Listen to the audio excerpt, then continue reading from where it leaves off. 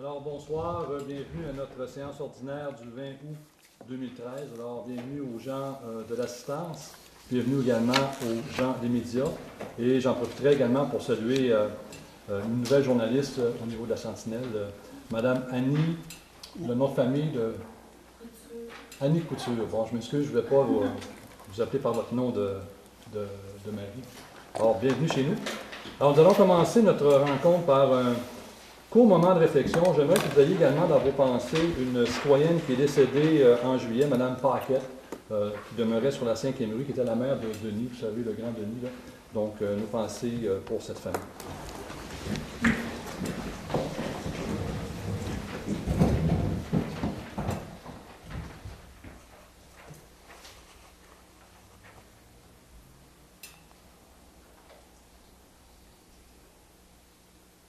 Alors, merci.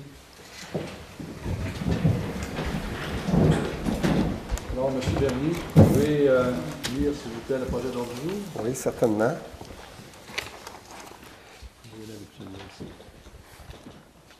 Point 1, moment de réflexion. Point 2, présence, constatation du quorum. Ouverture de la séance. Adoption de l'ordre du jour. Point 5, dispense de lecture et approbation du procès-verbal de la séance du 16 juillet 2013. Représentation politique des conseillers et des conseillères. Période de questions du public sur l'ordre du jour et sur les représentations politiques des conseillers et conseillères. Point 8, conseil municipal. 8.1, résolution. Dépôt du certificat relatif à la procédure d'enregistrement des personnes habiles à voter, règlement 13-420. Résolution. Dépôt du certificat relatif à la procédure d'enregistrement des personnes habiles à voter, règlement 13-419. 8.3, résolution. Réalisation de la deuxième phase du mandat à Priam, service conseil, pour se conformer à la législation en vigueur et aux exigences de la mutuelle de prévention. 8.4, résolution. Appui au projet de loi C-504, loi sur l'appui aux pompiers volontaires. Résolution. Entente de principe sur l'application du régime de la Commission de la construction du Québec sur le territoire Iyu-Ichi-Beijing. Point 9, direction générale, ressources humaines. Résolution. Octroi d'un contrat de formation coaching pour le directeur des travaux publics. Point 11, finances et trésorerie. Résolution. Approbation des comptes payés et à payer pour le mois de juillet 2013. 11.2, résolution. Autorisation. Versement. Deuxième versement de l'aide financière annuelle à la Corporation de développement économique de Chapet. Résolution. Programme de subvention pour l'achat de couches lavables. 11.4, résolution. Octroi d'une aide financière du pacte rural, Corporation de développement économique de Chapet. Projet de développement d'une piste d'Hébertis, la phase 2. Résolution. Autorisation de paiement d'un compte de construction Unibec, construction du poste de distribution d'eau potable. Point 12, le greffe. Avis de motion. Règlement 13-421, ayant pour objet d'accorder un crédit de taxe à la rénovation et à la construction commerciale, industrielle et résidentielle et abrogeant les règlements 11-406 et 11-413. Section 13, urbanisme et environnement. Résolution. Demande d'autorisation au ministère du Développement rural, de l'Environnement et de la Faune et des Parcs. Section 14, culture, loisirs et vie communautaire. Il n'y a pas de résolution. Section 15, travaux publics. Résolution. Appel d'offres publiques pour le pavage de la rue de l'assainissement dans le secteur industriel et modification de la résolution 13-07-204. Lever de la séance. Alors, j'aurais besoin d'un proposeur de secondaire pour l'adoption de l'ordre du jour. Je propose. Alors, Mme Lemieux, je connais par Mme Tremblay. C'est bon, M. Côté? Alors, le point 5, donc, dispense de lecture et approbation du procès-verbal de la séance régulière du 16 juillet 2013. M. Bernier. Considérant que l'ensemble du conseil municipal a reçu, avant la tenue de la présente séance, une copie du procès-verbal de la séance régulière du 16 juillet 2013, Considérant que les membres du conseil municipal ont pris connaissance du dit procès-verbal, considérant que les membres du conseil municipal se déclarent satisfaits du contenu des documents déposés, il est résolu d'accepter la dispense de lecture et d'approuver le procès-verbal de la séance régulière du 16 juillet 2013. Un proposeur et un secondeur. Je propose. Alors, M. Côté propose, Second. secondé par M. Ford. Alors, je vais faire juste un petit retour sur le procès-verbal de juillet. Vous savez, il y avait des citoyens qui avaient mis un peu en doute le dépassement de coûts au manoir Pierre-Guénette, affirmant que ça pouvait aller entre 100 000 et 300 000. Donc, nous avons envoyé justement la séance du conseil à ces gens-là pour qu'ils en prennent connaissance. Ils en ont pris connaissance. Ils étaient surpris un peu de la teneur de ces citoyens-là, la teneur des propos qu'ils ont tenus. Donc, ils se sont informés, là, et je peux vous dire qu'il va y avoir une très grande surveillance de ce chantier. Ensuite, point 6, représentation politique des conseillères et des conseillers, en commençant par la pro-maire, Mme Lemieux. Un plénier le 19 août, et puis j'ai assisté à la pelletée de terre marquant le début des travaux du manoir, de la construction du manoir Pierre-Guénette. C'est tout. Merci, Mme Lemieux. M. Fort. Le 7 août, première rencontre du comité santé et sécurité. 2 planiers le 12 et le 19 d'août. Le 19 d'août, la pelletée de terre pour le manoir Pierre-Guénette. Merci, M. Fort. M. Côté. J'ai une rencontre de la conférence régionale des élus de la baie James le 17 juillet. J'ai manqué celle-là du mois d'août, ça fait beaucoup de visites à Mela. Rencontre de travail politique sur les dons et commandites le 30 juillet, le 12 et 14 août. Un comité de relations de travail le 31 juillet. Des pléniers le 12 et 19 août. Une rencontre du manoir Pierre-Guénette le 13 août. Puis la pelletée de terre du manoir Pierre-Guénette le 19 août. Merci, M. Côté. M. Lachance. Oui, 2 pléniers, puis le manoir à Pierre-Guénette. Merci, bon. M. Lachance. Mme Tremblay. 2 pléniers, une réunion à l'OMH, la signature avec le contracteur pour la construction du manoir. Après ça, la pelletée de terre pour hier, l'inauguration. Merci, Mme Tremblay. Mme Larouche. 2 pléniers, la signature avec le contracteur pour le manoir Pierre-Guénette et la pelletée de terre pour le manoir Rivière. Merci, Mme Larouche. Alors, de mon côté, 17 et 18 juillet, les séances de la conférence régionale des élus et la municipalité de Baie-James à Lebel-sur-Quévillon. Le 17 juillet, également, une rencontre avec la sous-ministre, Mme Morin, pour la mise en place de la nouvelle gouvernance qui va entrer en fonction en janvier 2014. Toujours le 17 juillet, une rencontre avec le forestier en chef pour le calcul de la possibilité forestière dans la région. Le 12 août, un plénier. Le 13 août, une rencontre à Saint-Félicien avec le maire Gilles Potvin pour discuter de certains projets à teneur économique. Le 15 et le 16 août, séance de la conférence régionale de la baie James et la MBJ à Radisson. Le 15 août, donc à Radisson également, on a rencontré des gens de Géoméga qui nous ont présenté leur projet de terre rare du Mont-Viel au nord de Ouachouanipi de Lebel-sur-Quévillon. Et évidemment, hier, cette cérémonie historique pour la première pelletée de terre du manoir Pierre-Guénette. Alors, voilà. Alors, nous serions rendus à la période des questions du public sur l'ordre du jour et sur les représentations politiques des conseillères et des conseillers. Il y a également une autre période de questions qui est réservée à la fin de l'Assemblée. Alors, est-ce que vous auriez des questions? Sur l'approvisionnement forestier. Alors, je vous demanderai de vous nommer. Jacques Bérubé. Sur l'approvisionnement forestier, vous dites que vous avez assisté à des réunions. C'était quoi exactement? Oui, bien écoutez, on a rencontré le forestier en chef qui nous a expliqué les coupures dans différentes régions. Pour ici, c'est moindre que dans d'autres régions. Donc, ils sont en train de regarder parce qu'à une certaine période de temps, on refait la possibilité forestière. Les forestiers ont été également rencontrés pour essayer de minimiser la diminution. Donc, on a été informés là-dessus. Et la conférence régionale des élus a aussi également envoyé la position de la région à ce sujet-là. Donc, voilà. D'autres questions, membres des médias, à la fin de la séance? Point 8, conseil municipal, donc résolution. Dépôt du certificat relatif à la procédure d'enregistrement des personnes habiles à voter, le règlement 13-420. Alors, notre directeur général, trésorier et greffier suppléant, M. Jean Bernier, a déposé le certificat relatif à la procédure d'enregistrement des personnes habiles à voter portant sur le règlement 13-420. décrétant un emprunt pour l'achat des lots 1-461 et 1-568 du bloc 1, canton de Lévis, circonscription foncière de Lac-Saint-Jean-Ouest, avec bâtisse dessus construite portant les numéros civiques 45 à 63, 1er avenue à Chapelle.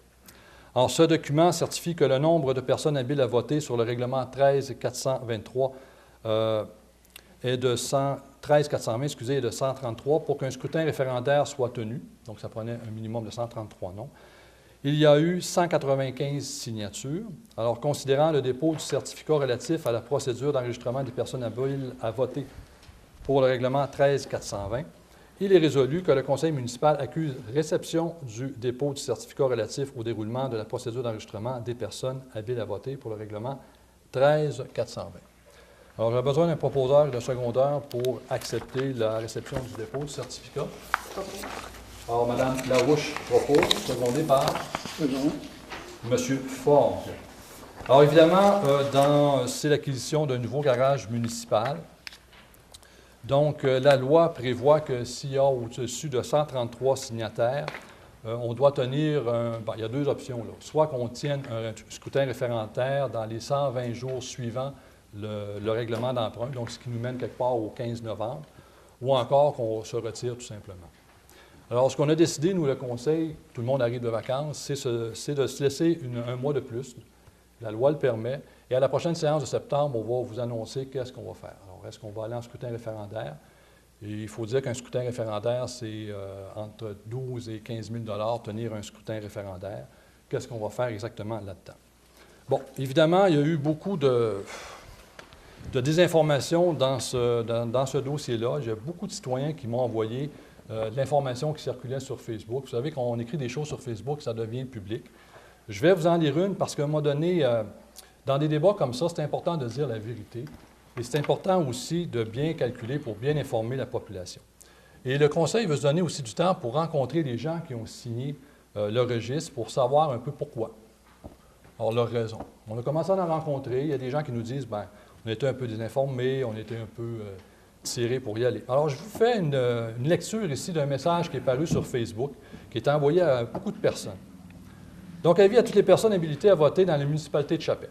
Nos dirigeants s'apprêtent à adopter un règlement d'emprunt d'au-delà de 800 000 $, 830 000 $ pour être précis, là, pour faire l'acquisition d'un garage, qui, à mon humble avis, ne correspond pas du tout aux besoins de la communauté. Bon. Que l'on m'explique comment se fait-il que dans les années 70, alors que la population atteignait près de 5 000 habitants et les infrastructures étaient convenables et suffisantes, et qu'aujourd'hui, avec à peine 1600 populations, pour défrayer les coûts d'opération de la municipalité, l'on veuille nous attacher une dépense qui se soldera sûrement à plus d'1 million de $. Bon. Alors, c'est 830 000 $. Ce n'est pas caché qu'il y aurait de l'argent à mettre aussi pour le mettre à niveau. Les infrastructures existantes en 1975 auraient dû être rénovées, entretenues, comme l'ont fait plusieurs citoyens chapéziens avec leur résidence. Bon. Écoutez, depuis 1975, si les autres conseils ne l'ont pas fait, écoutez, on ne peut pas mettre le blâme sur le nouveau conseil non plus. Si vous vous arrêtez, c'est là que c'est la désinformation, vous allez voir, si vous vous arrêtez à faire le calcul de cet emprunt, se soldera par une dette de près de 10 000 $ par habitant, du nourrisson aux retraités de Chapelle. Bon. Faites le calcul. Si vous divisez 830 000 par 1600 de population, ça donne environ 500 $, puis 500 quelques dollars, et non pas 10 000. Faites le calcul inverse. On est 1600 de population avec une dette de 10 000 par habitant. Ça fait 16 millions. Alors, c'est comme dire aux gens qu'on allait bâtir un garage de 16 millions. Donc ça, c'est de la désinformation. Disons les vrais chiffres. 830 000, oui, peut-être plus 100, 150 000 pour remettre ça au niveau. C'est des vrais chiffres. Alors, quand vous divisez ça, ça ne donne pas 10 000 $ par tête d'habitants. Okay? Donc, ça donne autour de 500 quelques dollars. Donc ça, c'est de la désinformation. Ensuite, je vais continuer quand même. Là, pour ces raisons, j'incite toutes les personnes habiles à voter dans les municipalités à se présenter demain, mercredi, le 24 juillet 2013, entre 9h et 19h à l'Hôtel de Ville, pour signer le registre concernant ce règlement d'emprunt. Si le nombre requis de signataires est atteint, aux environs 133 signatures, un référendum devrait être tenu avant de procéder à cet emprunt. Donc ça, c'est exact. Ne vous laissez pas induire en erreur. Dans un même temps, sera déposé un règlement d'emprunt concernant le manoir Pierre-Guénette. En aucun temps, je ne veux m'opposer à ce dossier. Donc, ce qui est correct aussi, et ce qui est fair-play aussi de cette personne-là, qui est des plus capitales pour la municipalité. Alors, une seule signature, et ça dans le registre pour l'emprunt de 830 000 $. Alors, si votre avenir en tant que payeur de taxes chapézien vous importe, déplacez-vous en grand nombre pour obliger la tenue d'un référendum qui se tiendra assurément après le retour des vacances, ce qui assurera une plus grande transparence versus les engagements que veulent nous imposer l'administration municipale actuelle. Bon, moi, je n'ai pas de problème avec ça, mais il faut dire les vrais chiffres. C'est un ancien commerçant qui a signé, et je vais taire le nom quand même, les journalistes en ont reçu une copie. Je trouve ça un peu incorrect. Quand on a un citoyen ici qui a travaillé longtemps dans des commerces et qui induit la population en erreur, on n'est pas en mesure de faire un débat serein.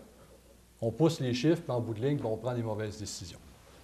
Alors, on se donne, nous, un mois, le conseil, pour réfléchir à ce qu'on va faire, pour regarder ce qu'on va faire, et on va vous l'annoncer le 17 septembre prochain. Ça va? Donc, en 8.2 maintenant, résolution, dépôt du certificat relatif à la procédure d'enregistrement des personnes habiles à voter pour le règlement 13419. Ça, c'était pour le règlement d'emprunt pour le manoir Pierre-Guinette. Alors, considérant que lors de l'ouverture du registre tenu le 24 juillet 2013, 3 citoyens ont apposé leur signature afin de demander la tenue d'un scrutin référendaire, alors que le nombre minimum requis était de 133, il est résolu que le Conseil prenne acte du dépôt du certificat relatif à la procédure d'enregistrement des personnes habiles à voter, tenu le 24 juillet 2013 pour le règlement numéro 13419, ayant pour objet d'être décrété un emprunt jusqu'en concurrence de 315 000 $ pour la construction du manoir Pierre-Guinette et abrogeant le règlement 13417.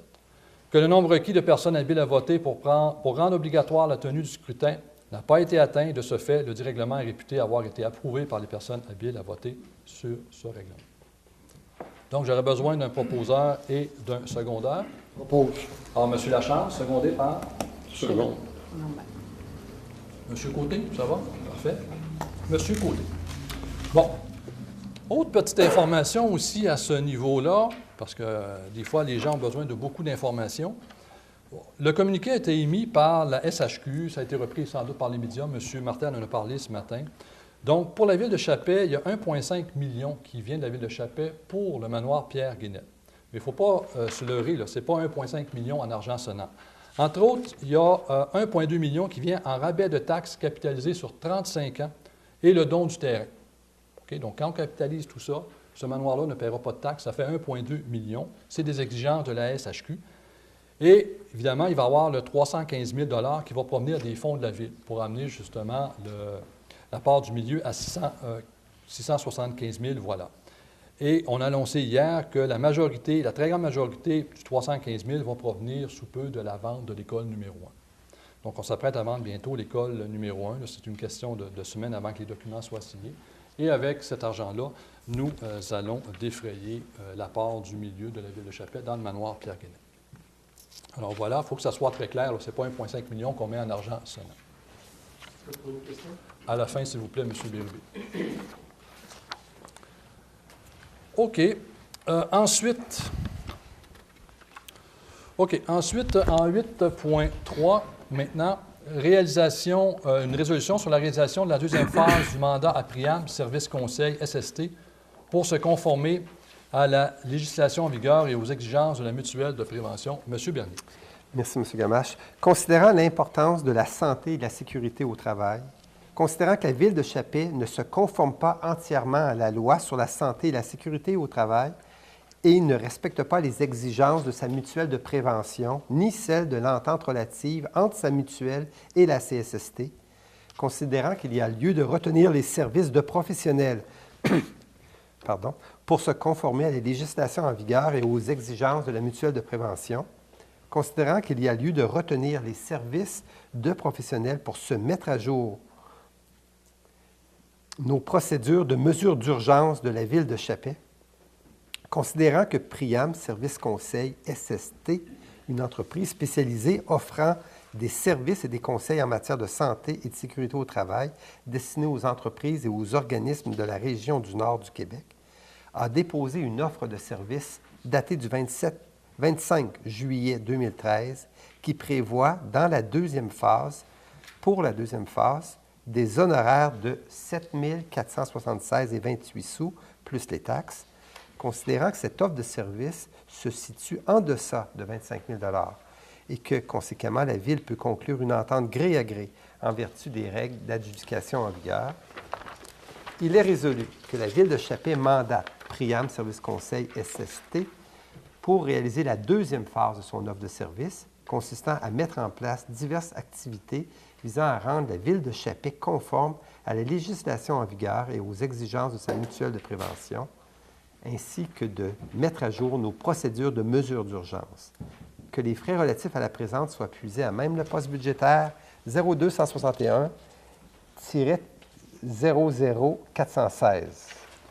Donc, un proposeur pour qu'on y aille pour la deuxième phase de notre préventionniste. Propose. Alors, M. Fogg propose, Seconde. secondé par Mme Blum. Ça va, M. Bernier? Parfait.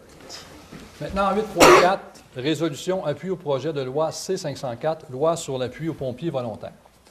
Alors, considérant que la députée fédérale du NPD, Mme Christine Moore, de la circonscription Abitibi-Témiscamingue, a déposé un projet de loi visant à soutenir le travail des pompiers volontaires et à temps partiel de partout au pays.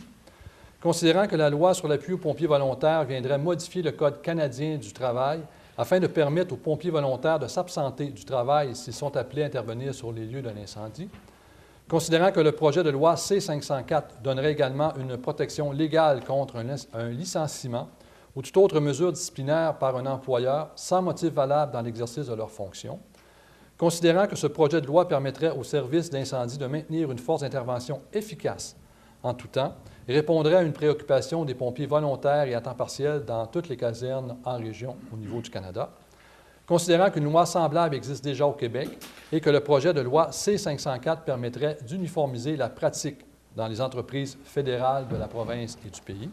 Considérant que ce dossier a été traité lors du comité plénier du 12 août 2013, il est résolu que le Conseil de la Ville de Chappé appuie le projet de loi C-504, loi sur l'appui aux pompiers volontaires, afin de soutenir le travail des pompiers volontaires et à temps partiel de partout au pays, et de transmettre une copie de la présente résolution à Mme Christine Moore, députée de la circonscription fédérale d'Abitibi-Témiscamingue, ainsi qu'à M. Roméo Saganache, député de la circonscription fédérale d'Abitibi-Baie-James-Nunavik-Ioux. J'aurais besoin d'un proposeur et de secondeur. Propose. M. Lachance propose, secondé par Seconde. Mme Tremblay. Alors, ce qu'il faut savoir, c'est qu'au Québec, si vous travaillez pour la fonction publique québécoise et que vous pouvez quitter votre emploi, là, donc ce n'est pas une question d'urgence pour l'emploi, mais qu'il y a un feu, vous n'aurez pas de réprimande ou de licenciement possible. Tandis qu'au fédéral, si vous travaillez pour une institution fédérale partout au pays et que là, vous quittez pour un incendie, bien, il pourrait y avoir des réprimandes sur votre cas. Ça pourrait même aller jusqu'au licenciement. Donc, Mme Moore, ce qu'elle veut faire, c'est de faire adopter partout au Canada une loi comme il existe au Québec pour protéger les pompiers volontaires qui s'absentent de leur travail au fédéral pour aller éteindre le feu. Donc, c'est pour ça qu'on a notre appui. Ici, à Chappé, ça s'applique un peu moins parce que les employés fédéraux, on a 2 personnes au bureau de poste. Okay? Donc, ça s'applique moins, mais dans certaines municipalités, ça s'applique. Alors voilà, donc ensuite, en 8.5, résolution entente de principe sur l'application du régime de la construction, de la Commission plutôt de la construction du Québec sur le territoire Ioux-Itchi-Baie-James. Alors, considérant les discussions entre les représentants de la Commission de la construction du Québec, ce qu'on appelle la CCQ, le gouvernement du Québec, le Grand Conseil des CRI et la Conférence régionale des élus de la Baie-James, considérant que ces discussions portent essentiellement sur les adaptations nécessaires au régime de la CCQ afin d'assurer une participation significative et équilibrée des citoyens de la région Ioux-Itchi-Baie-James dans l'industrie de la construction, considérant que ce dossier a été traité par les membres du Conseil lors du plénier du 19 août, il est résolu que la Ville de Chappé entérine l'entente de principe à venir entre la CCQ, le gouvernement du Québec, le Grand Conseil des CRI et la Conférence régionale des élus et autorise le maire, M. Steve Gamache, à signer cette entente de principe. Alors, j'aurais besoin d'un proposeur et d'un secondaire pour m'autoriser. Alors, Mme Larouche propose, secondé par M. Fogg. Alors, c'est une entente qui s'en vient. Donc, on l'avait dit aux représentants gouvernementaux, lorsque les CRI jamésiens vont s'asseoir autour d'une même table et qu'on va défendre des dossiers communs, bien, on va pousser un peu plus fort que quand on était chacun dans notre coin isolé. Alors, ça en est un exemple. Donc, on est en train de pousser fort justement pour que nos gens puissent avoir leur carte de reconnu. Actuellement, on dépend d'autres bassins de main-d'œuvre. Et l'idée derrière ça, c'est de créer un bassin de travailleurs nord du Québec. Donc ça, je pense que ça aiderait nos gens qui sont dans la construction. Au point 9, direction générale, on a aussi un point l'autre jour ce soir. Au point 10, ressources humaines. 10.1, résolution octroi d'un contrat de formation, accompagnement professionnel, ce qu'on appelle le coaching, pour le directeur des travaux publics, M. Bernier. Merci, M. Gamache. Considérant que dans la vision 2023 de la Ville de Chappé, l'axe 4 est d'offrir à sa population une municipalité modernisée, performante et orientée vers le citoyen, considérant que le nouveau directeur des travaux publics est entré en fonction le 22 juillet dernier, considérant que la Ville de Chappé veut prendre tous les moyens raisonnables pour s'assurer du bon fonctionnement de son nouveau directeur des travaux publics. Bon développement au lieu de fonctionnement, oui. Oui, pardon, en effet. Du bon développement de son nouveau directeur des travaux publics, considérant que M. Michel Filiatro, ancien directeur des travaux publics de la Ville de Saint-Eustache, a soumis une offre de service datée du 5 août 2013 au montant de 9 556 $ plus les taxes pour procéder à la formation et à l'accompagnement professionnel coaching du nouveau directeur des travaux publics, considérant que cette offre de service se situe en deçà de 25 000 et que, conséquemment, la Ville peut conclure une entente gré à gré en vertu des règles d'adjudication en vigueur, il est résolu que la Ville de Chappé accepte l'offre de service de M. Michel Filiatro, datée du 5 août 2013, qu'un montant maximal de 9 556 $ plus les taxes soit autorisé pour procéder à la formation et à l'accompagnement professionnel, coaching, du nouveau directeur des travaux publics. Que le directeur général soit autorisé à signer pour et au nom de la Ville de Chappé les documents relatifs à ce mandat, que les frais relatifs à la présente soient puisés à même le poste budgétaire 02 413 00 311. Alors, j'ai besoin d'un proposeur et d'un secondaire. Je le propose. Alors, M. Côté propose. Second. Mme Larouche, second. Alors, ça pourrait aller jusqu'à un montant maximal de 9 500 $. Alors, c'est comme une banque d'heures. Alors, M. Filiatro, présentement, il est ici à Chappé. Il est en train de faire de l'encadrement professionnel avec notre nouveau directeur des travaux publics. Alors, c'est un monsieur qui a plus de 30 ans d'expérience comme directeur des travaux publics. Le conseil, nous l'avons rencontré hier. C'est un monsieur qui sait vraiment où il va, là, après 30 ans, là, dans une ville comme Saint-Eustache, qui était une petite ville, à un moment donné, avec tout ce qui s'est passé en 30 ans autour de Montréal. Ça a grandi très vite. Donc, son expérience est très appréciée. Et je pense que ça va donner de bons résultats avec notre nouveau directeur des travaux publics. Oui, allez-y donc. On ne l'a pas mis dans les considérants, mais il était recommandé par l'UMQ aussi. C'est pas un monsieur qu'on a pu jouer de même. Non, en effet, vous faites bien de le préciser. On a travaillé là-dessus avec les gens de l'Union des municipalités du Québec qui nous ont référé des gens comme M. Filiatro. Là. Donc, on n'a pas été à la pige de dire, ah, bien, ce monsieur-là, on pense qu'il va faire l'affaire. C'est au niveau de l'Union des municipalités qui nous recommande justement ces gens-là. Donc, ils connaissent bien les gens qui ont l'expérience à ce niveau-là. Alors, merci, M. Côté. Au point 11, finances et trésorerie. 11.1, résolution, approbation des comptes payés et à payer pour le mois de juillet. M. Bernier. Que la liste des comptes payés du Fonds d'administration concernant les transactions du mois de juillet 2013 s'élevant à 414 706,86 $, la liste des comptes à payer concernant la même période et s'élevant à 246 251,08 $, soit et sont acceptés comme tels que déposés.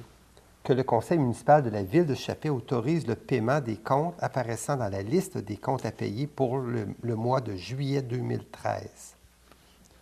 Alors, un proposeur et un secondaire. Propose. Alors, Mme Tremblay propose, Second. secondé par M. Fogg. Alors, au point 11.2, résolution, autorisation, deuxième versement de l'aide financière annuelle à la Corporation de développement économique de Chappé. M. Bernier. Considérant que la Corporation de développement économique de Chappé est un organisme sans but lucratif, mandataire de la Ville de Chappé, qui a pour mission de promouvoir le développement socio-économique de Chappé afin de procurer un milieu de vie agréable et prospère à tous ses citoyens, considérant que la Ville de Chappé a réservé au budget 2013 un montant de 158 000 $ pour assurer le fonctionnement de la SEDEC, payable en 2 versements. Considérant que la SEDEC a demandé à la Ville de Chappé de procéder au 2e versement de l'aide financière, totalisant 79 000 $. Il est résolu que la Ville de Chappé verse à la Corporation de développement économique de Chappé un montant de 79 000 pour couvrir ses frais de fonctionnement. Que les frais relatifs à la présente soient puisés à même le poste budgétaire 02 621 00 971. Donc, c'est le deuxième versement de la SEDEC. Donc, j'aurais besoin d'un proposeur et d'un secondeur. Alors, Mme Larouche propose, secondé par Second. M. Fort. Commentaire, M. le maire, je ne me souviens pas qu'on ait parlé de ça en plénier. C'est moi qui dormais. Là. Oui, on a parlé de ça hier. Ouais. On a parlé Je du vais deuxième dormir. versement, mais pas du montant. Hein? Je vais dormir. On a parlé du deuxième versement, mais pas du montant. Mais C'est le ça. deuxième montant, c'était ça. Parce que le montant, ça Je va l'ai manqué. T'es mêlé au travers des couches. Et des... Puis vous regarderez dans votre l'ancienne version du procès verbal qu'on avait, le montant était là. C'est court qui nous a mêlés. Ça va, M. Côté? Vous êtes à l'aise avec ça? Oh, t'es très à l'air. J'ai eu des commentaires en plénier. Parfait. 11.3, donc résolution, programme de subvention pour l'achat de couches lavables, M. Bernier.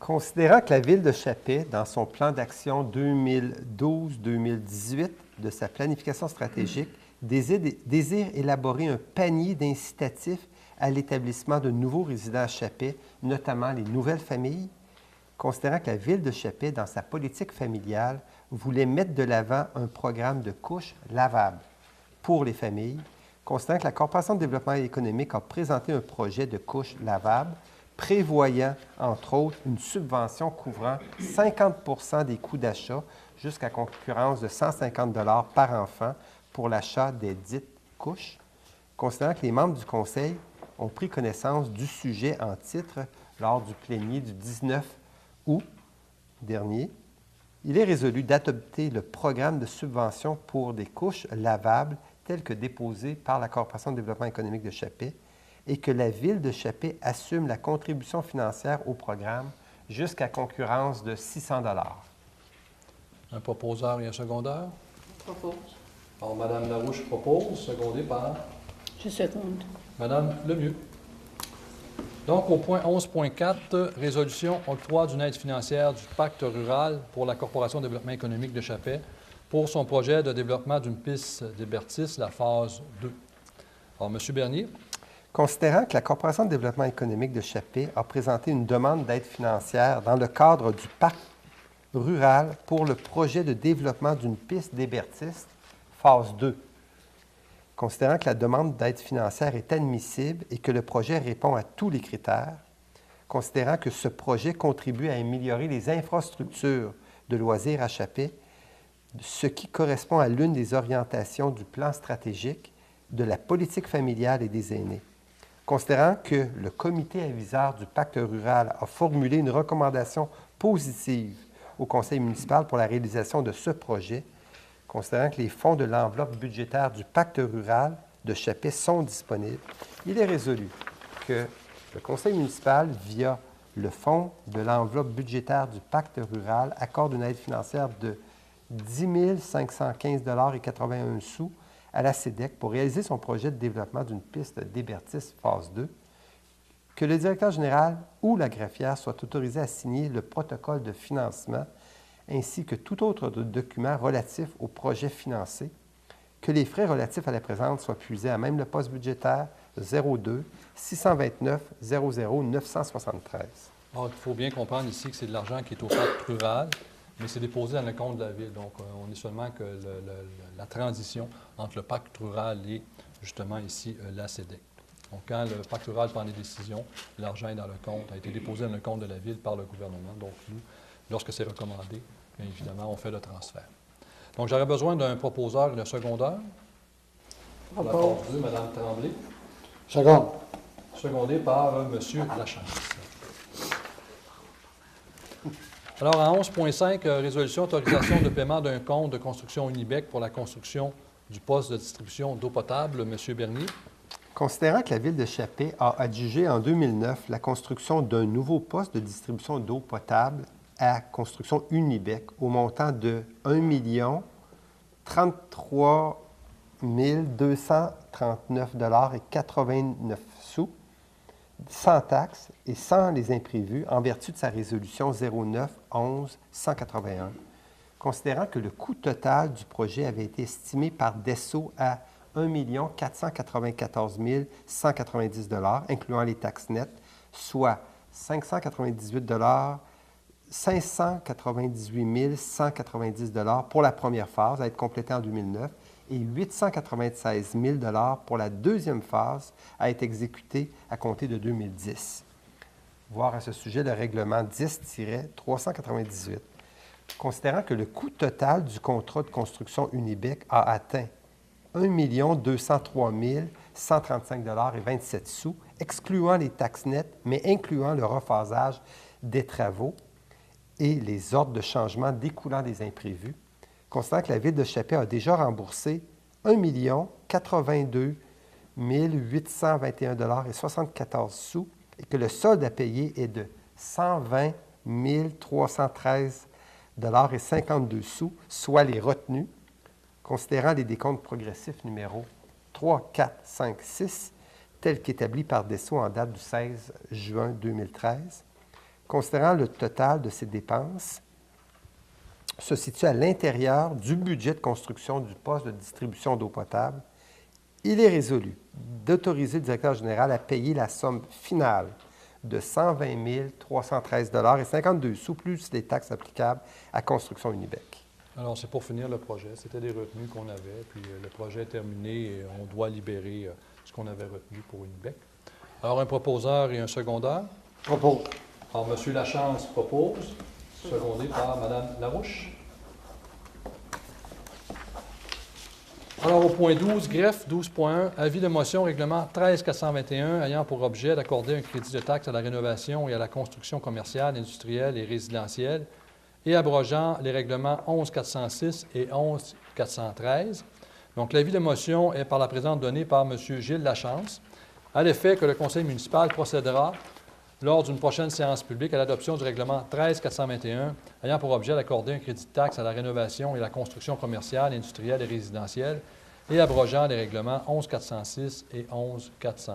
Alors, M. Lachance, vous avez toujours avis? Alors, c'est le règlement que nous avons qui donne des incitatifs lorsqu'il y a rénovation et construction. Ça a rapporté beaucoup de fruits, mais il y a des petites coquilles, donc c'est pour ça qu'on doit abroger et puis mettre le règlement à jour. Au point 13, maintenant, urbanisme et environnement. 13.1, résolution demande d'autorisation au ministère du Développement durable, de l'environnement et de la faune et des parcs pour la valorisation de résidus de construction. M. Bernier. Considérant que dans le cadre de la politique québécoise de gestion des matières résiduelles 1998-2008, le gouvernement a indiqué son intention de favoriser la valorisation des résidus de béton, de briques et d'asphalte dans la mesure où ces derniers satisferont certains critères de qualité. Considérant que les granulats fabriqués à partir des résidus de béton, de briques, d'asphalte peuvent avantageusement remplacer des matériaux de carrière et de sablière en tant que matériaux de construction, considérant que la Ville de Chapet entrepose environ 3 000 tonnes de résidus de construction dans une gravière située sur le chemin du lac Kevin, soit de l'asphalte, du ciment et des briques, considérant qu'il y a lieu de valoriser ces résidus de construction conformément à la dite politique gouvernementale, considérant que la valorisation des résidus de construction est soumise à une autorisation du ministère du Développement durable, de l'Environnement, de la Faune et des Parcs, considérant que le coût d'une demande d'autorisation est de 548 $, considérant que ce projet de valorisation de résidus de construction ne contrevient à aucun règlement municipal, il est résolu que la Ville de Chapet autorise le directeur général à demander au MDDEFP l'autorisation de valoriser les 3 000 tonnes de résidus de construction actuellement entreposés sur le site d'une gravière située sur le chemin du lac Kevin et à débourser la somme de 548 $. Alors, un proposeur et un secondaire. Je propose. Alors, Mme Tremblay, secondée par Mme Lemieux, c'est ça? Oui. Parfait. Donc, c'est une résolution qu'on avait prise le mois dernier, mais il manquait un certificat d'autorisation. L'entrepreneur nous avait parlé qu'il avait le certificat d'autorisation, mais finalement, il n'avait pas le certificat d'autorisation du ministère, donc la Ville va aller chercher le certificat d'autorisation pour compléter l'opération. Au point 14, culture, loisirs et vie communautaire, nous n'avons aucun point. Au point 15, travaux publics, 15.1, résolution, appel d'offres publiques pour le pavage de la rue de l'assainissement dans le secteur industriel et modification de la résolution 1307-204. Alors, considérant que la Ville de Chapelle a reçu du ministère des Transports du Québec une aide à l'amélioration de la rue de l'assainissement située dans le secteur industriel de 400 000 étalée sur les 3 prochaines années budgétaires, soit 160 000 en 2013-14, 160 000 en 2014-2015 et 80 000 en 2015-2016, considérant que la Ville de Chapelle a adopté la résolution numéro 1307-204, autorisant M. Jean Bernier, directeur général, à lancer un appel d'offres public pour l'obtention de soumission dans le cadre du pavage de la rue d'assainissement pour la réalisation de travaux correspondant à un montant de 160 000 $. Ça avait été fait là, en juillet. Considérant qu'il y a lieu de modifier le montant des travaux à être réalisés de 160 000 à 400 000 $, considérant qu'il y a lieu de procéder à un appel d'offres publiques pour la réalisation des travaux en 2013-2014, correspondant à un montant total de 400 000 $, incluant les taxes, il est résolu que le Conseil municipal modifie la résolution 1307-204 de sorte que le montant des travaux soit de 400 000 $ au lieu de 160 000 $, ce qui va faire en sorte qu'on va éviter 3 fois la mobilisation des mobilisations. Donc, c'est de l'argent qu'on ne dépensera pas inutilement. Donc, ça va nous permettre, on pense, de bien compléter l'asphaltage du parc industriel. Et que le Conseil municipal autorise M. Jean Bernier, directeur général, à lancer un appel d'offres public pour l'obtention de soumission dans le cadre du pavage de la rue de l'assainissement. Alors, j'aurais besoin d'un proposeur et d'un secondeur.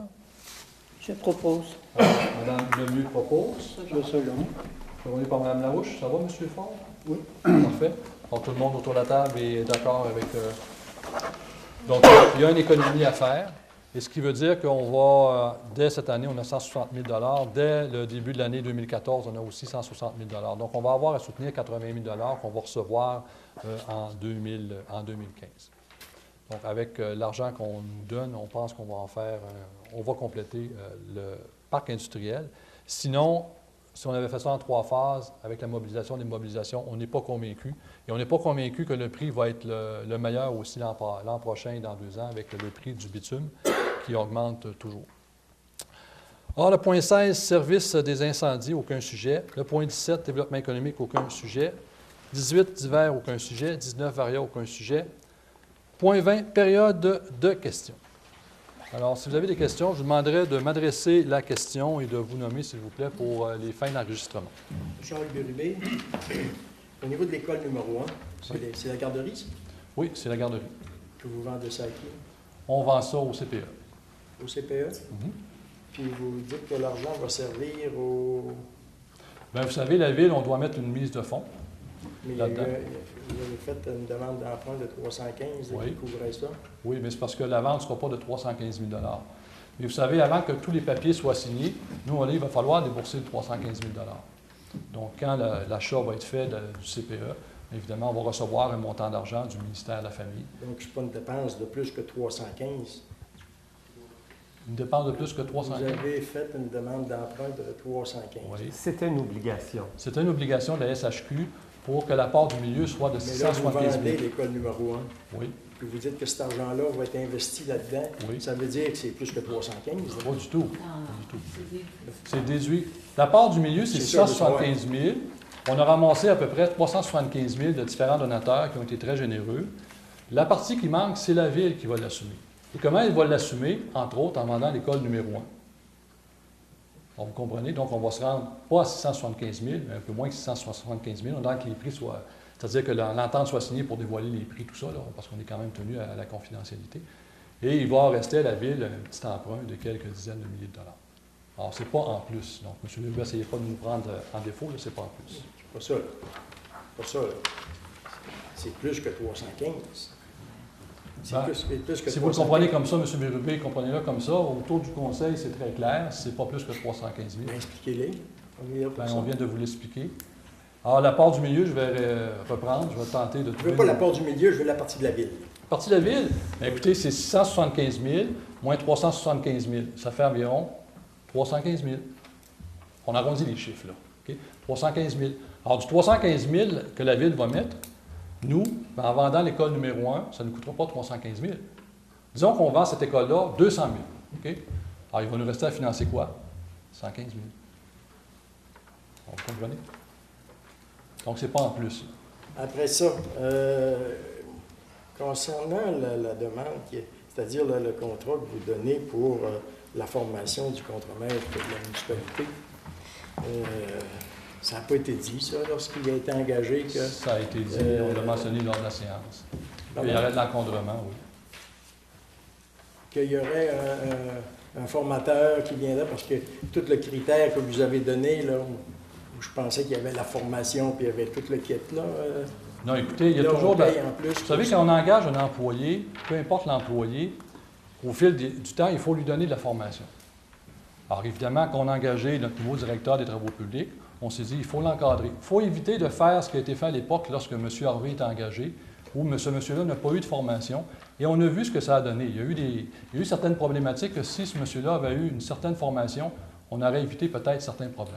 Alors, le Conseil, nous avons décidé justement de donner une formation à notre nouveau directeur des travaux publics. Ça ne veut pas dire qu'il n'y a aucune formation, ce n'est pas ce que je veux dire. Mais à un moment donné, vous savez, il y a des nouvelles normes, il y a des nouvelles tendances, il y a des nouvelles choses qui se font dans les travaux publics.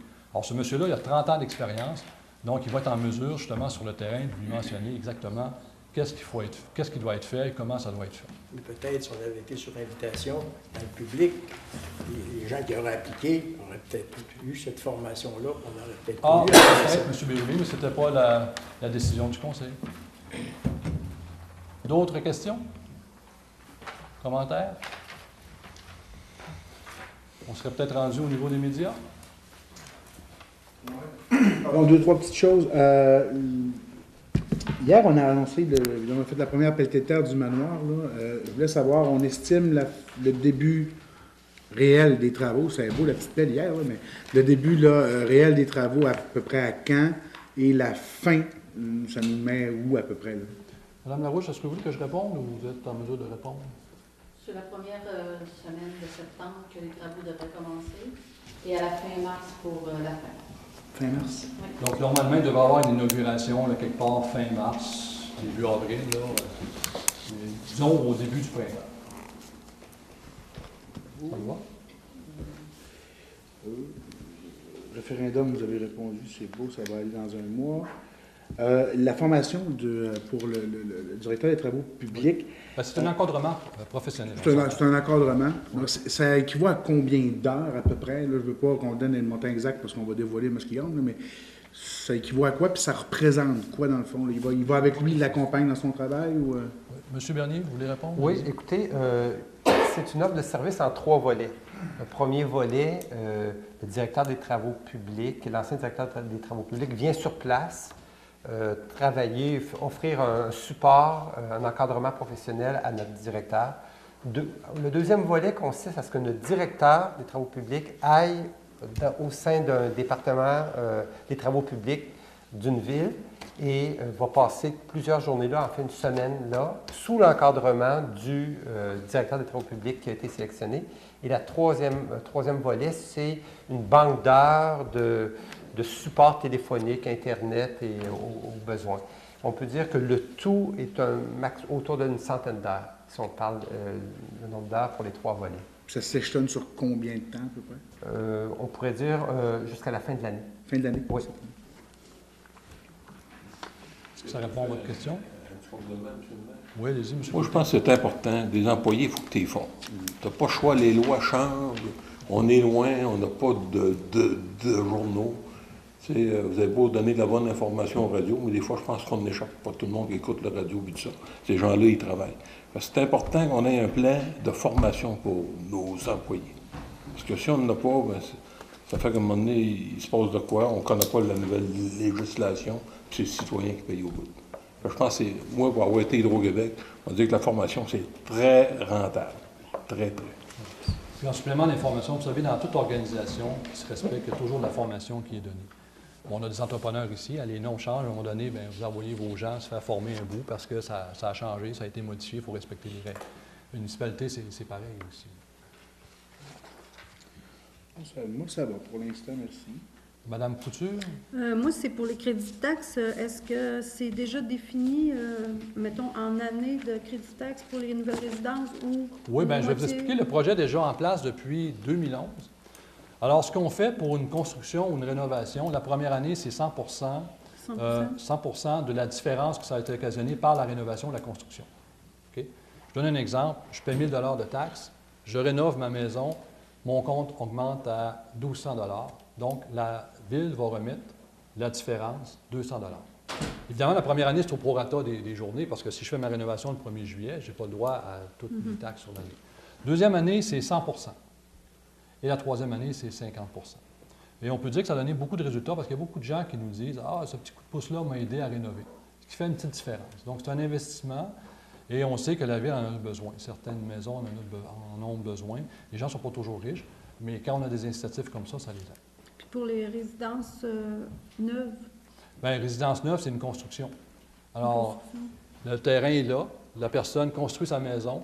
Évidemment, la première année, il n'y avait pas de maison, donc on payait seulement pour le terrain en termes de taxes. Alors, je construis ma maison, je sors un chiffre comme ça, 150 000 $. Donc, si je paie, je ne sais pas moi, 3 000 $ de taxes, bien, le crédit de taxe va être 3 000 la première année, toujours au prorata des journées. Si j'ai construit, j'ai fini au 1er juillet, bien, c'est environ la moitié de l'année. Deuxième année, 100 troisième année, 50 Mais évidemment, il faut que les gens aient payé leur compte de taxes. Ils ne peuvent pas avoir de retard. On s'entend, là?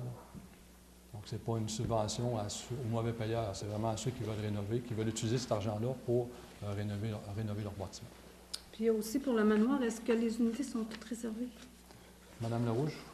On n'est pas rendu à cette étape-là. Non, On va commencer cette ils ne sont étape-là. pas réservés. Ouais. OK. Ça répond à vos questions? Oui.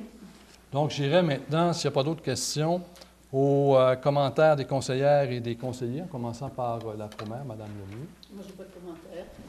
Merci, Mme Lemieux. M. Ford. Aucun commentaire. Merci, M. Ford. M. Côté. Pas vraiment de commentaire, peut-être même dire que le réseau Large Bande veut offrir de la formation. J'espère que ça va être dans la tribune ça va être annoncé dans la tribune, des entrepreneurs qui sont au courant. Je pense qu'il y a des belles affaires là-dedans, si on veut, c'est une autre affaire. Et j'aimerais bien que ça soit publicisé, là. J'ai demandé à Cédric qu'elle le publicise. Ce qu'il faut rajouter aussi, je rajouterai en complément d'information, au niveau de la conférence régionale des élus, on a mis les sous du fonds régional justement pour regarder combien ça pourrait coûter pour changer la téléphonie des municipalités, donc au niveau municipal, au niveau des hôtels de ville, en termes de téléphonie privée, de téléphonie informatique. Et on le regarde également pour voir combien ça pourrait coûter pour fibrer les maisons dans chacune des résidences du nord du Québec. Alors, mettre la fibre optique qui rentre dans la maison, et là, on pourrait donner comme service télévision, Internet et le téléphone, évidemment. Donc, c'est à suivre au cours des prochains mois. Là, on va voir le résultat des études. Est-ce que ça va, M. Côté? Merci, M. Côté. M. Lachance. Ah, ça va être beau, M. le maire. Merci, M. Lachance. Mme Tremblay? Non, pas de commentaire. Aucun commentaire. Bon, c'est à mon tour. Oh, excusez, je vous ai encore oublié. Allez-y, Mme Larouche. Je vais parler au nom du conseil d'administration de l'ONH. On est très fiers d'être rendus à l'étape de la construction et remercie tous ceux et celles qui ont travaillé de près ou de loin avec nous pour la réalisation du manoir. Merci, Mme Larouche. Félicitations également. Au nom des membres du conseil, là, je tiendrai à féliciter votre équipe. Les gens de BRICS également, on l'a fait hier lors de notre petit discours, et aussi tous les commanditaires, les partenaires financiers qui nous ont aidés. Donc, c'était grandement apprécié. Le support des médias aussi, parce qu'à chaque fois qu'on a eu des donateurs, les médias ont publié la photo et tout ça. Alors, ça allait, Mme Larouche? Parfait. Alors, c'est à mon tour maintenant. Je vais en profiter pour répondre aux propos qui ont été tenus à l'endroit de la ville de Chappais et à mon endroit dans la Sentinelle du 7 août. Et je suis content, M. Bérubé est là, donc on va être en mesure de répliquer à ces propos. Premier propos. Alors, M. Bérubé dit « Je suis assuré que la population en a assez de la dictature qui sévit présentement à l'hôtel de ville de Chappais. » Bien, moi, M. Bérubé, je vous répondrai là-dessus que c'est une accusation gratuite. Je n'ai rien à rajouter là-dessus et je pense que M. Bérubé ne me connaît pas. Et si vous demandez aux gens qui m'entourent, vous allez voir que je n'ai rien d'un dictateur. Deuxième propos. Alors, M. Bérubé affirme « Ce n'est pas toute la vérité qui se dit à l'hôtel de ville. Gamache ne dit pas tout ce qui se passe à la population, c'est inadmissible. » Bon. On va en dire un peu plus. Peut-être que M. Bérubé n'aimera pas ce qu'il va entendre. Quand je suis arrivé à l'hôtel de ville en novembre 2009, plusieurs citoyens m'ont incité à fouiller dans le passé. Je leur ai dit que je préférais travailler vers l'avant, de mettre mon énergie dans l'avenir de Chappais et que s'il y avait des squelettes, de toute façon, ils remonteraient à la surface. Au 31 décembre 2009, l'arriérage de taxes était de 363 000 à la ville de Chappais, sur un budget d'environ 3,9 millions. Okay? Aujourd'hui, il est d'environ de 140 000 l'arriérage de taxes. La réponse finale, on va l'avoir au 31 décembre. Il faut comparer les dates anniversaires. Pourquoi? Pourquoi vous pensez que c'est passé de 363 000 à 140 000 Bien, ce n'est pas compliqué, on va vous dire des choses qu'on ne voulait pas dire, parce qu'on ne veut pas brasser de la merde, mais il y en a qui veulent brasser de la merde, donc on va répondre.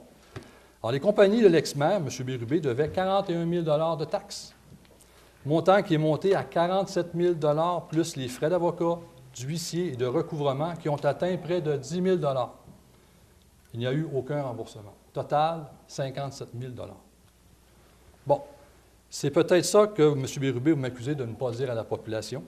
En effet, on pourrait sortir bien d'autres choses, mais je préfère me tourner vers l'avenir et travailler sur des projets concrets comme le manoir Pierre-Guenette pour nos personnes âgées. Troisième propos de M. Bérubé. La Ville va acheter un garage d'1 million de $ avec une population de 1 500. Bon, 1 600. OK, ça va. Nous avons vécu avec les installations existantes et une population de 3 500. Aujourd'hui, le garage municipal n'est plus adéquat. Je n'en reviens tout simplement pas. C'est les propos de M. Bérubé.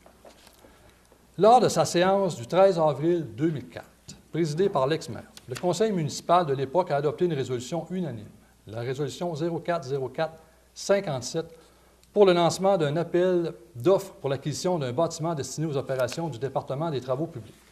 Alors, j'ai déposé une copie de cette résolution-là aux médias pour qu'ils puissent vérifier. Je vous la lis à la maison.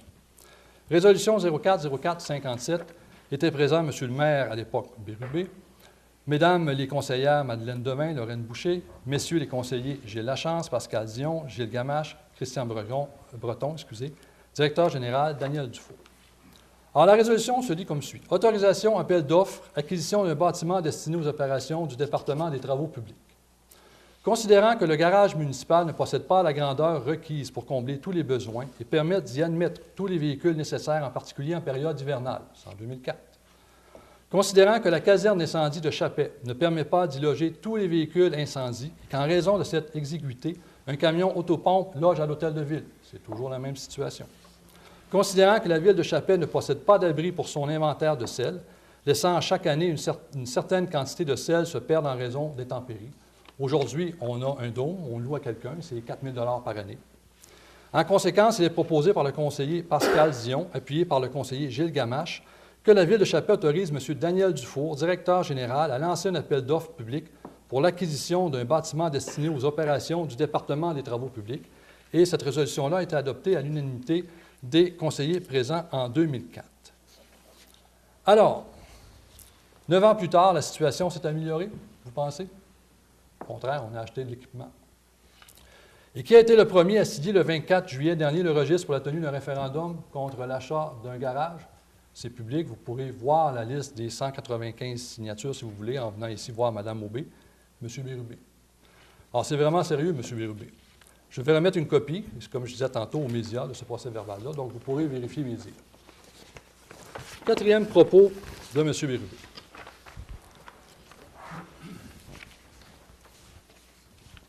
Alors, le lancement de Chappelle 2023, donc c'est M. Bérubé, et pour Jacques Bérubé, le lancement de la campagne de Steve Gamache. Ça prend-tu quelqu'un qui n'a pas de vision pour lancer une campagne électorale avec Chappelle 2023?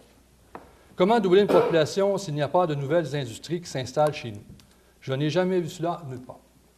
Écoutez, je comprends qu'ils ne comprennent pas ce que c'est une planification stratégique. Ils n'en ont jamais fait. Où était-il lors de notre présentation publique qu'on a fait récemment?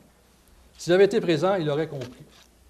Humblement, je crois que peu importe le maire ou la mairesse qui sera au conseil municipal, il faut une planification stratégique avec une vision claire afin d'éviter de tourner en rond et s'apercevoir 10 ans plus tard qu'il n'y a plus rien qui a avancé.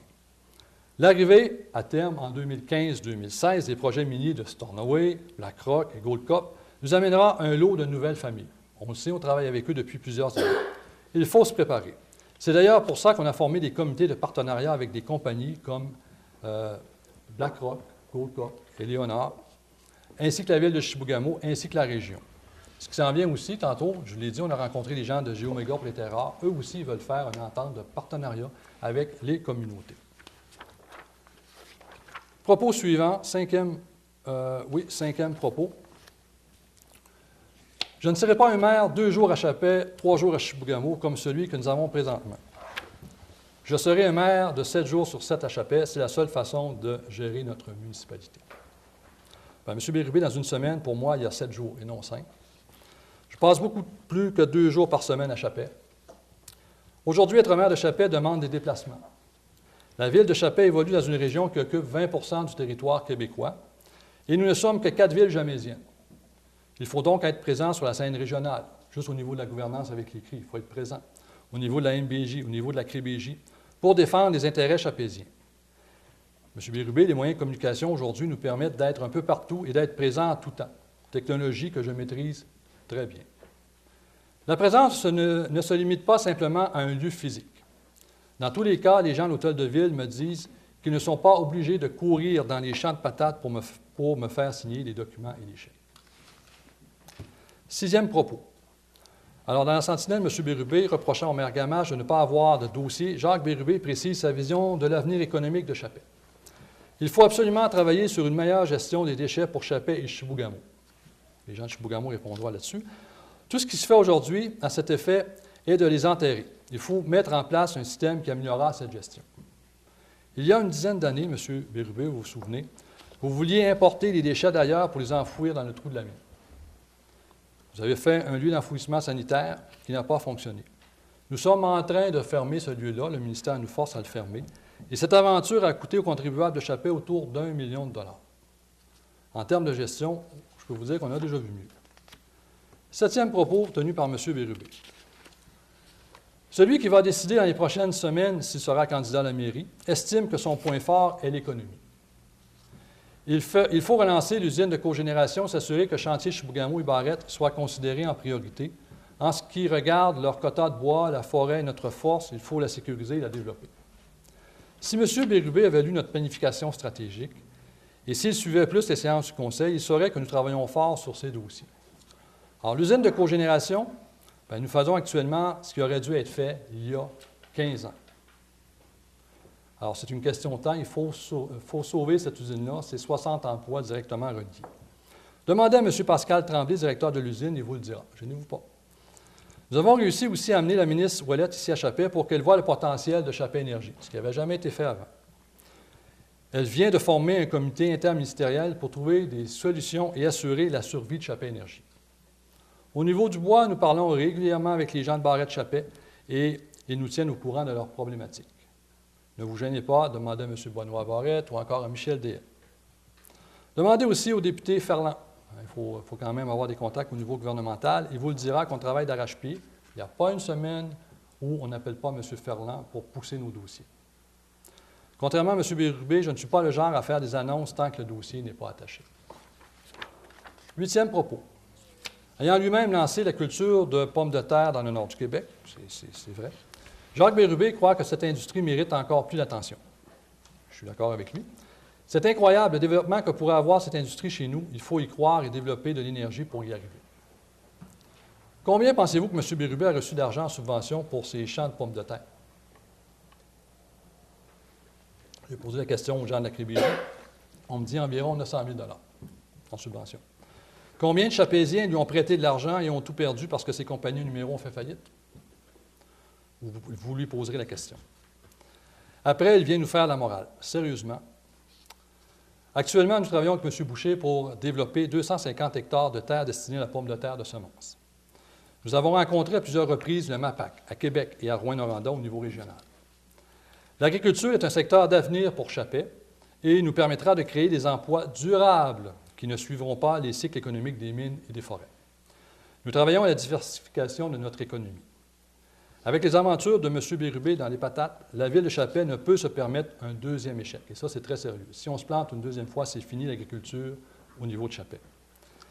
Par la suite, évidemment, nous allons perdre toute notre crédibilité au niveau du gouvernement. 9e propos. Il y a quelques années, Jacques Bérubé avait travaillé très fort pour implanter l'élevage de porc à Chapais. Ce dernier n'a pas esquivé le sujet alors qu'il croit encore à cette possibilité. Alors, on l'avait fait en 2010. On avait déposé des documents que j'ai déposés aux journalistes parce qu'à l'époque, vous n'étiez pas encore dans la région. Combien d'argent cette aventure nous a-t-elle coûté? 1 073 000, dont 756 000 investis par la Ville et 316 000, là, j'arrondis les chiffres, en subvention. On a dépensé 123 000 pour amener des promoteurs de Russie et de Pologne, M. Lapota et compagnie. Qu'est-ce qu'on a eu en retour? Rien. L'industrie porcine au Québec ne fonctionne pas bien. Le gouvernement paye même les producteurs pour qu'ils changent de production. Aujourd'hui, la production se fait principalement en Amérique du Sud, dans des super méga porcheries. C'est une question de volume. En 2009, on parlait d'un investissement de plus de 100 millions. Les promoteurs, Lapota et compagnie, n'étaient pas sérieux et ont même été accusés d'escroquerie en Europe. Nous avons des écrits qui le prouvent et M. Bérubé le sait fort bien. S'il vous plaît, M. Bérubé, arrêtez de nous prendre pour des valises. 10e propos. Celui qui dit avoir toujours été proche des pouvoirs décisionnels et être capable de travailler avec la ville voisine précise. J'ai toujours travaillé en collaboration avec des maires comme Don Bubard de Chibougamau. Mais c'est moi qui dirigeais ma ville. M. Bérubé est-il vraiment sérieux avec ce genre de propos? De son temps, nous étions toujours en chicane avec nos voisins. Demandez aux anciens membres des conseils municipaux de Chapelle et de Chibougamau, ainsi qu'au CRI. Vous aurez votre réponse. M. Bérubé travaille-t-il avec les gens, ou a-t-il travaillé avec les gens de Matagami, de Saint-Félicien, les gens d'Oujébougamau et de Washwanipi? Nous, on le fait parce que l'avenir de notre communauté, notre région, est à la concertation, au dialogue et au respect de nos voisins, Jamaisiens et CRI. C'est fini le temps où des élections se gagnaient sur la peur des autres. Alors, merci, c'est ce que je voulais répliquer au propos de M. Bérubé. Alors, sur ce, nous serions rendus à la levée de la séance et je vous invite à la maison à l'aide de notre prochaine séance le 17 septembre prochain. Je vais également vous souhaiter une bonne fin d'été. La chaleur semble être de mise, alors j'espère que ça va continuer. Alors, j'aurais donc besoin d'un proposeur et d'un secondeur pour lever la séance. Alors, Mme Denis propose, secondé par M. Côté. Alors, merci à la maison, merci membres des médias, merci citoyens. La réunion est terminée, M. Bérubé. Vous avez eu votre droit de parole tout à l'heure. Alors, la réunion est levée. J'ai eu un proposeur et un secondeur.